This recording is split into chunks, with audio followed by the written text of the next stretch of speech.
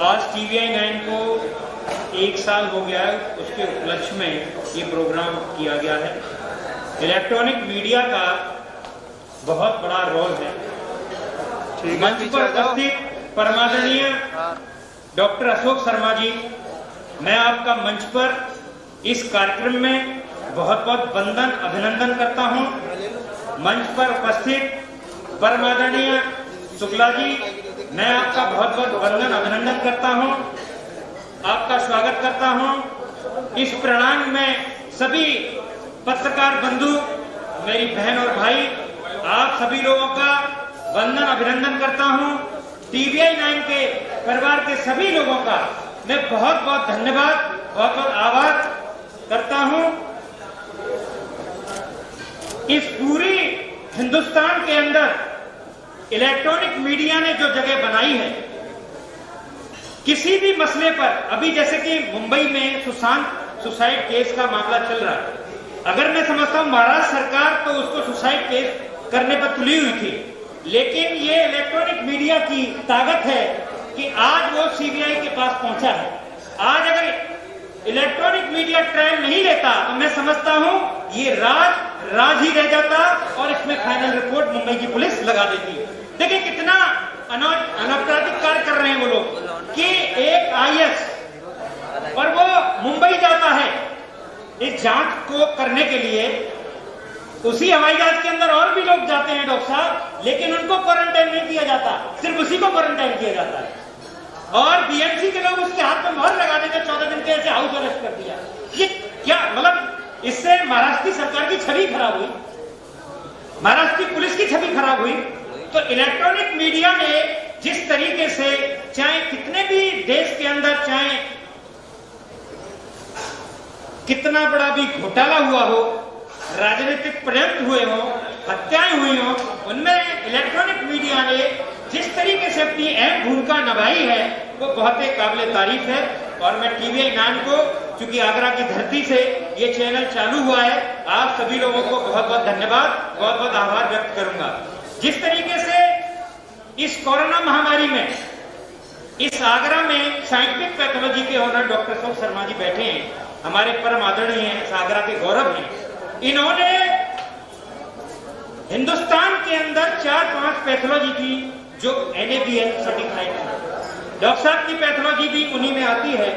और हमें बड़ा, क्योंकि मैं एक शिक्षक हूं, मेरे बड़े भाई हैं, मुझे बड़ा गौरव महसूस हुआ जब मैं लिस्ट देख रहा था कि आगरा की साइंटिफिक पैथोलॉजी को भी लाइसेंस मिला है COVID-19 RT-PCR की जांच के लिए। ये बहुत ही बधाई के पात्र हैं। और इस महामारी में जो पूरी दुनिया में खलबली मचा दी, चाइना ने जिस तरीके से बायोलॉजिकल वार किया, ये बायोलॉजिकल वार है, इसे ऐसे नहीं कहेंगे परमाणु बम चला दिया, ये बायोलॉजिकल वार है।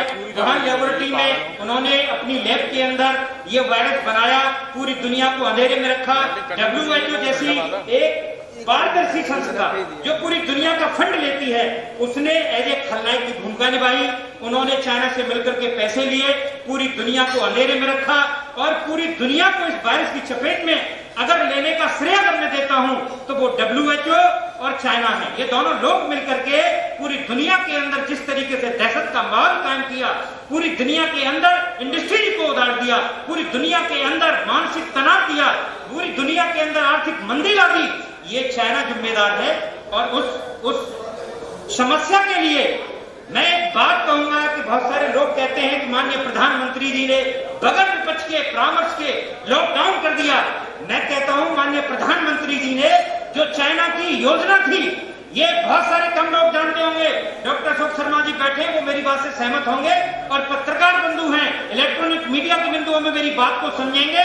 जो उन्होंने 1 साल 1.5 साल पहले तैयारी की थी चाइना ने, वो तैयारी थी कि जितना भी मेडिकल इंस्ट्रूमेंट्स बनते हैं 90% पूरी दुनिया के अंदर चाइना की दखलंदाजी रहती है। चाहे वो पैथोलॉजी के रिजल्ट हो या किट हो या मेडिकल हॉस्पिटल्स के लिए फर्नीचर हो, चाहे वो मॉनिटर्स हो, चाहे वो कंज्यूमेबल आइटम्स हो, मास्क हो, फेस हो, PPE किट हो, और तमाम तरीके के जितने भी मेडिकल से संबंधित संसाधन हैं पूरी दुनिया के अंदर 90% चाइना का मार्केट पे कब्जा है। उन्होंने इस साजिश के तहत पूरी दुनिया को दो पहलू में तोला कि अगर हम इस वायरस को पूरी दुनिया के अंदर छोड़ देते हैं तो एक तो हमारी इकोनॉमिक पावर बहुत मजबूत होगी, दूसरा अमेरिका में ठनी हुई थी तो अमेरिका को भी हम इसमें बुरी तरह से पराजित कर सकते हैं। हिंदुस्तान चूंकि एशिया का सबसे बड़ा मार्केट है, यहाँ पर 150 करोड़ लोग रहते हैं और मेडिकल हब के मायने में देखूं, अगर मार्केट के बारे में बात करूं तो सबसे ज्यादा सप्लाई चाइना की हिंदुस्तान के अंदर होती है। ये तो मैं मेडिकल इंस्ट्रूमेंट के बारे में बात कर रहा हूं, केमिकल के बारे में बात कर रहा हूं, किसी भी टेक्सटाइल से लेकर के टेलीकम्युनिकेशन से लेकर के मेडिसिन रॉ मटेरियल से लेकर के सारा कुछ हिंदुस्तान के अंदर वो लोग सप्लाई करते हैं। और माननीय प्रधानमंत्री जी ने उनकी चाल को कहां नाकाम किया कि वो चाहते थे कि हिंदुस्तान के अंदर जिस तरीके से ये कोरोना वायरस फैलेगा तो 150 करोड़ की आबादी है, हिंदुस्तान के अंदर अस्पताल इतने मजबूत नहीं है, 111वें नंबर पर देश के मेडिकल शिक्षा आती है पूरी दुनिया के अंदर। इटली, ब्रिटेन, फ्रांस, अमेरिका जैसे देश जो एक नंबर में मेडिकल व्यवस्थाओं में अव्वल हैं, वो घुटने टेक गए, उनकी हालत इतनी खराब हो गई कि वहां के प्रधानमंत्री, राष्ट्रपति आंसू से रोने लगे। वहां पर बेड नहीं मिले, चौड़े में बेड लगाने पड़े, डॉक्टर्स की मौतें हुई, नर्सिंग स्टाफ की मौतें हुई, वहां की इकोनॉमी ध्वस्त हो गई। और चाइना ने क्या किया कि उनको फर्जी किटें, मतलब जिनका कोई बेस नहीं था, इलेगा IgM की किटें बना करके भेज दी जो सबको पॉजिटिव या नेगेटिव दिखा रही थी और पैसे ले लिए। जबकि जब वहां उनका स्टैंडर्ड प्रोटोकॉल बनाया गया तो वो सब फेल हो गई। वो हिंदुस्तान को भी भेजी जिसमें विपक्ष ने सरकार पर ये निशाना साधा जिसमें घपला हो गया। तो चूंकि आदमी जब बीमार होता है ना, तो आदमी बीमार हो तो उससे ये कहे कि वो बैठ जी अच्छे है तो वहां पहुंच जाएगा, वो कहे कि साहब वो आपको पुड़िया अच्छी देते वहां पहुंच जाएगा। देश की स्थिति इतनी खराब थी, देश की सरकार चाहती थी कि किसी भी तरीके से जांच का ऐसा इजाद तरीका आ जाए कि ज्यादा से ज्यादा हम लोग जांच कर लें, ज्यादा से ज्यादा मरीजों का आइडेंटिफिकेशन हो जाए, ज्यादा से लोगों को इस संक्रमण से बचाया जाए। लेकिन विपक्ष की मानसिकता देखिए कि इस कोरोना काल में भी राजनीति करने से बाज नहीं आए। माननीय प्रधानमंत्री जी ने देश के अंदर लॉकडाउन किया, एक सोच समझ कर नहीं लॉकडाउन किया। मैं कहता हूं देश के अंदर हॉस्पिटल्स नहीं है, वेंटिलेटर की व्यवस्थाएं नहीं है, इस देश के अंदर बेड नहीं है। अगर ये महामारी उस पीरियड के अंदर फैल गई होती जब लोग अज्ञान थे, इसके बारे में जानते नहीं थे, तो मैं कहता हूं डॉक्टर साहब अशोक शर्मा जी, इस देश के हॉस्पिटलों के बाहर लाइन लग करके मौतें हो रही होती और लोग गाड़ियों में डालने के लिए एम्बुलेंसें नहीं मिलती और शमशान गृह में जगह नहीं मिलती आपको, जैसा कि यूरोपियन कंट्रीज में आपको देखने को मिला होगा। लॉकडाउन किया गया, मैं समझता हूं एक बहुत ही बड़ा एक डिसीजन था सरकार का, जो लेने के लिए बहुत बड़ी मानसिक शक्ति और क्षमता चाहिए। लेकिन उसमें विपक्ष ने क्या किया कि दिल्ली के अंदर षड्यंत्र था, महाराष्ट्र में षड्यंत्र था, छत्तीसगढ़ के अंदर षड्यंत्र था। उन्होंने कहा कि इस लॉकडाउन में ढील दे दो, अगर ये वायरस तेजी से फैलेगा। मेरी अपनी सोच है, जिस तरीके से कम्युनिस्टों ने मिलकर के, चाहे वो कांग्रेस के साथ कोई भी उनकी डील हुई हो, चाहे केजरीवाल के साथ डील हुई हो, आज अगर इस कोरोना को फैलाने में ज्यादा से ज्यादा भूमिका अगर जाती है तो केजरीवाल और जितने भी कांग्रेस के शासित राज्य हैं उन लोगों ने अगर आज तभी से कड़ाई से पालन किया होता तो महाराष्ट्र, दिल्ली जैसे प्रदेशों में इतनी बुरी तरह से नहीं फैलता। उन्होंने बड़ी ढील दी। उन्होंने क्या किया कि पहले तो वो मुस्लिम थे, उन्होंने फैला दिया, पूरे हिंदुस्तान के अंदर ढील दे दी, उन्होंने बुरी तरह से फैलाया। इसके बाद ईद या जो भी उनका त्योहार आया तो दिल्ली में केजरीवाल साहब ने कहा कि ढील दे दी, बाजारों में भीड़ हो गई, कोई भी सोशल डिस्टेंसिंग, फिजिकल डिस्टेंसिंग के सारे नियम तोड़ दिए गए। तो जिस तरीके से वो लोग चाहते थे कि बुरी तरह से ये फैलेगा, चाइना ये समझती थी कि कभी भी हिंदुस्तान लॉकडाउन कर ही नहीं सकता। वहां का जिनपिंग ये सोचता था कि 150 करोड़ का देश लॉकडाउन कैसे हो सकता है। इस देश के अंदर जब महामारी फैलेगी तो ये सबसे ज्यादा मेडिकल इक्विपमेंट, पैथोलॉजी के रिजेंट, ये सब हमसे खरीदेंगे और देश की इकोनॉमी ध्वस्त होगी तो हम देश पे हमला करेंगे। जैसे उन्होंने लद्दाख में जो साजिश रची एंगल 4, 5 पर, जिस तरीके से उन्होंने साजिश रची, ये उसी का हिस्सा था, ये उसी का हिस्सा था। लेकिन जब तक पूरे देश के अंदर सरकारों ने क्या किया, और मैं कहूंगा कि हमारी जैसे साइंटिफिक पैथोलॉजी ऐसे और हिंदुस्तान की पैथोलॉजियों ने हिम्मत जुटाई, ICMR ने हिम्मत जुटाई, हमारे देश की वैक्सीन बनाने वाली भारत सीरम जैसे बड़े बड़े फार्मास्यूटिकल कंपनियों ने हिम्मत जुटाई, हमारे देश के जितने भी कपड़ा उद्यमी थे उन्होंने इस मौके का फायदा उठाते हुए कि भाई देश के अंदर हम क्या करें, पीपी किट नहीं है, मास्क नहीं है, ग्लव्स नहीं है और बहुत सारी चीजें। मैं कहता हूं पीपी किट के बारे में बहुत सारे लोगों को पता ही नहीं था कि पीपी किट क्या होती है। हम लोग जब सर्जरी वगैरह करते थे तो HIV HPS AG की किट यूज करते थे, हैंड सैनिटाइजर। आज देश के अंदर आपको बताता हूं, पूरे देश के अंदर सादर प्रणाम माननीय मंत्री जी, आपका बहुत बहुत आभार, बहुत बहुत वंदन अभिनंदन। आप यहाँ पर आए, आपने समय दिया, हम सब लोगों का आपका आभार व्यक्त करते हैं, सादर प्रणाम। देश के अंदर, पूरी दुनिया के अंदर जब डिमांड बढ़ गई तो देश के तमाम कपड़ा उद्यमियों ने पीपी किट घर में बनाना चालू किया। आगरा के अंदर रामसन ने बहुत बड़ा काम किया।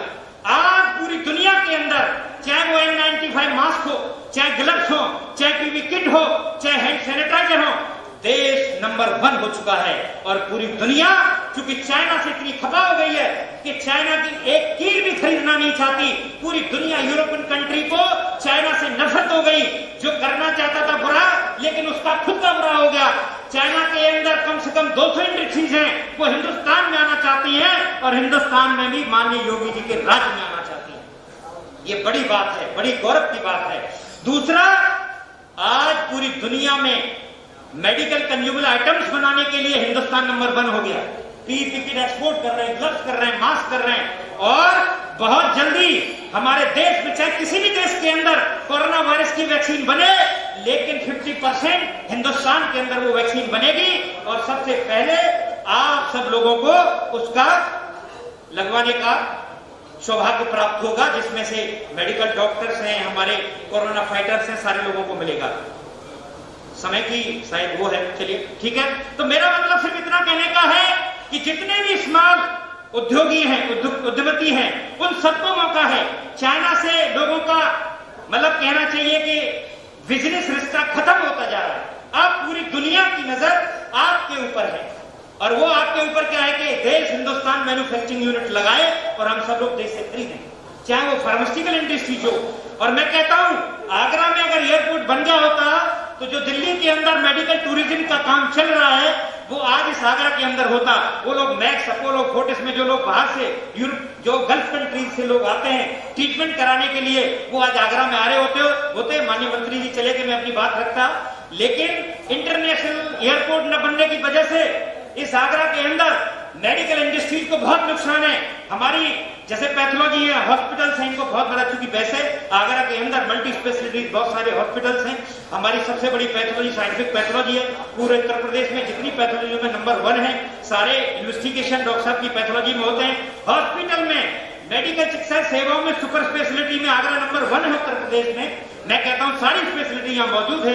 तो दिल्ली की जो लॉबी है वो यहाँ पे इंटरनेशनल एयरपोर्ट इसलिए नहीं बनने देती है कि यहाँ पर अगर इंटरनेशनल एयरपोर्ट बन गया तो दिल्ली के हॉस्पिटल और होटल दोनों वीरान हो जाएंगे, ताला लग जाएंगे। वो धीरे लैंड आगरा करेंगे, यहीं पे ताजमहल देखेंगे, यहीं 5 स्टार में रहेंगे और यहीं पे अपनी किडनी ट्रांसप्लांट करेंगे, दांत का इलाज कराएंगे, लिवर का इलाज कराएंगे, सारे इलाज आगरा में करा के वापस लौट जाएंगे, दिल्ली को नहीं देखेंगे। लेकिन मजबूरी है, राजनेताओं की इच्छा शक्ति नहीं है। हो सकता है वहां की लॉबी बहुत पैसा देती हो।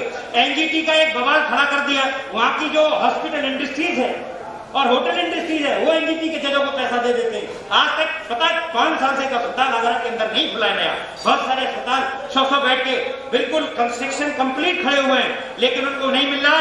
टाइम की मेरे पे पाबंदी है, अजय जी कर रहे हैं। अजय जी बहुत बहुत धन्यवाद, मनीष जी बहुत बहुत धन्यवाद, आपने मुझे यहाँ पर स्थान दिया, बोलने के लिए मान सम्मान दिया, इसके लिए मैं आपका बहुत बहुत आभारी हूँ।